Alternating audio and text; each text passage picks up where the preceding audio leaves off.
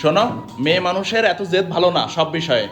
কি জেদ করছি আমি? বলে তোমার সংসার করি, আর তোমার এই সংসার করে আমি জীবনে কি পাইছি বলো তো?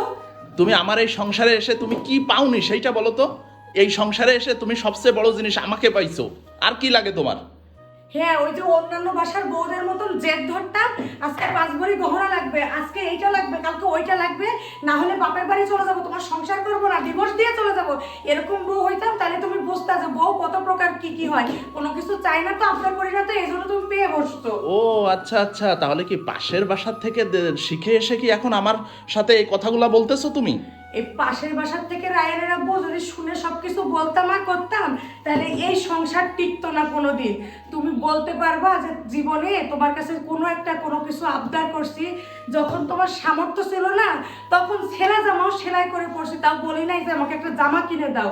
আর আজকে তোমার সামর্থ্য হয়েছে, সেইখানে সামান্য একটা জিনিস আছে তাই দিতে, যে তুমি আমার সাথে যা করতেছো, তাই এই সংসারে সত্যি আমি বলে তোমার আচ্ছা সংসার করি। আচ্ছা, তুমি কি এখন ছেঁড়া জামা পরো?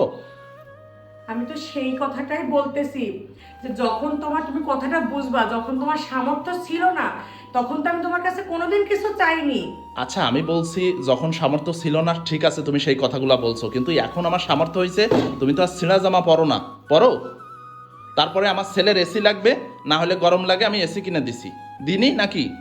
সেটা তো ছেলের প্রয়োজন এসে, যখন তোমার খেলা দেখার প্রয়োজন, তোমার ফুটবল খেলা দেখতে হবে, ক্রিকেট খেলা দেখতে হবে, ওয়াল জোড়া টিভি কিনে আনছো।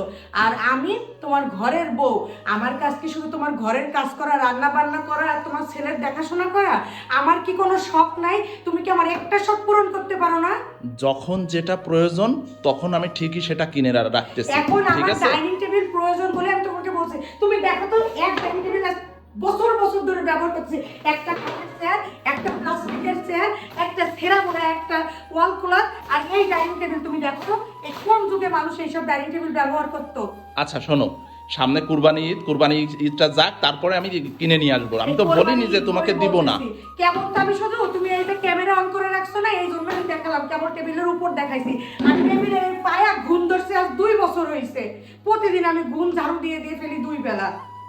আচ্ছা সবই ঠিক আছে, সবই বুঝলাম, যখন প্রয়োজন আমি তো বলছি আমি কিনে দেবো, এমন তো না বলিনি কিনে দেবো না, তুমি সেটা বুঝতেছো না আর কেন? তুমি খুব ভালো করে জানো তোমার ঘরের বউ কোনো জিনিস অত্যাধিক প্রয়োজন না হলে তোমার কাছে চায় না, তো এই জিনিসটা নিশ্চয়ই এখন প্রয়োজন। আর সব থেকে বড় কথা, এর আগে যদি কখনো কিছু বলছি, বলার আগে 7 বার ভাবছি যে না, এই টাকাটা খরচ করলে অন্য দিক থেকে টাইম করবে। কিন্তু আল্লাহর রহমতে তুমি তো এখন এই ডাইনিং টেবিল একটা না, কমপক্ষে তুমি 5টা কেনার সামর্থ্য রাখো, তাহলে তুমি কেন কিনে দিবা না? ঈদের সময় বাসায় কত মেহমান আসবে, এই যে একটা প্লাস্টিকের চেয়ার, একটা কাঠের চেয়ার, মানুষ কি ভাববে বলো তো? ভাববে যে অবস্থার উন্নতি হয়েছে, কিন্তু কিপটামি এখনো যায় নাই। শোনো, মানুষ কি ভাবলো সেটা বিষয় না, সবচেয়ে মজার বিষয় কি জানো, তুমি আমাকে কেপটা বললা। তো কিপটাকে কিপটা বলবে ছাড়া কি? যার কাছে টাকা আছে অথচ সে কোনো কিছু কিনে না, সংসারের সৌন্দর্য বাড়ে না, সে কিপটা ছাড়া আর কি? শোনো, অনেকক্ষণ ধরে তোমার এই প্যান প্যান ঘ্যান ঘ্যান শুনতেছি, ঠিক আছে? যাও রান্নাঘরে যেয়ে খাওয়া দাওয়ার ব্যবস্থা করো।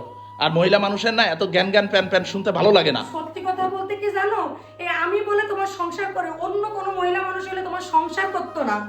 যাও যাও, এসব আমার শোনা আছে, ও আমার দাদি আমার দাদারাও বলে গেছে, আমার আম্মু আমার আব্বুকেও বলছে, আর তুমি যে বলছো এটা নতুন কিছু না, এটা স্বাভাবিক বিষয়, ঠিক আছে? নতুন মানুষের কাছে কোনো কিছু চাওয়া আবদার করার থেকে একটা কলা গাছের সামনে গিয়ে বলা যে আমার একটা ডাইনিং টেবিল লাগবে।